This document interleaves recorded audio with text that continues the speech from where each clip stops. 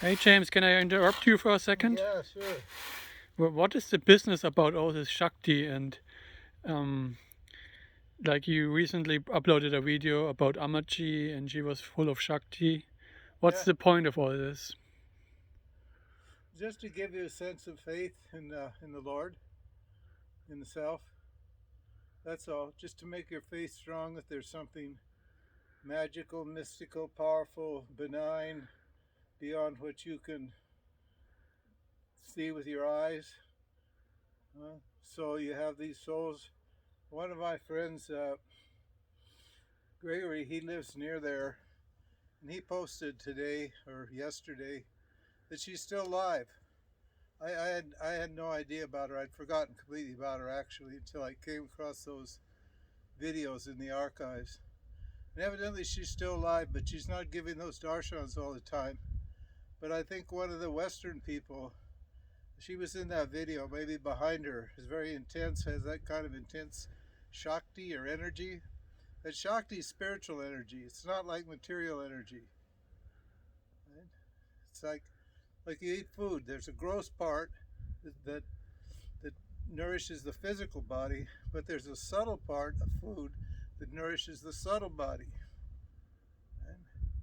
And so when you purify yourself like this, or however you purify yourself, some people unconsciously purify themselves. We're talking about consciously purifying yourself now in Vedanta. But some people unconsciously purify themselves and their mind turns inward and they get all the Shakti, but what don't they get? The knowledge. Huh.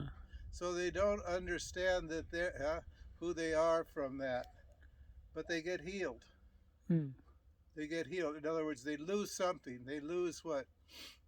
Some of their neurosis. They feel like, you know, they've unburdened.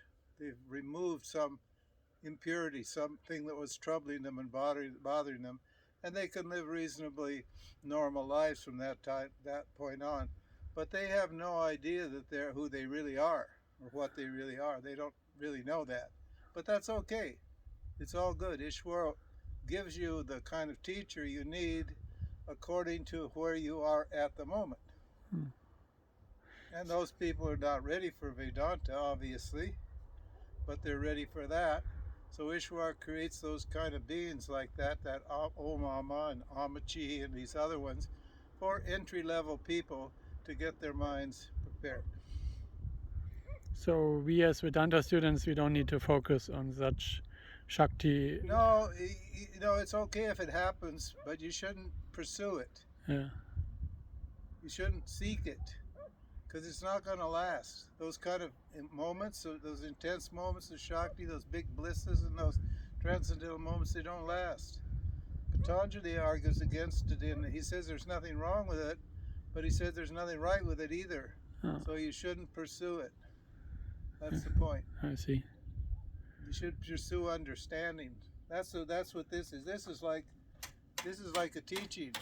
Hmm. The screen is like the teaching. What's it doing? See how gross everything is here? See how gross and full of impurities it is, rocks and all that stuff? Look at this over here in this pile that's been screened. Hmm. Look at how clean it is.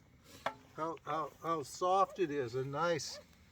And the plants will turn this into that eventually, but we're helping the plants. Hmm. We're doing a big part of their job so they grow faster and more beautiful and so forth and so on. And it's good for, this is what we're doing with our own mind.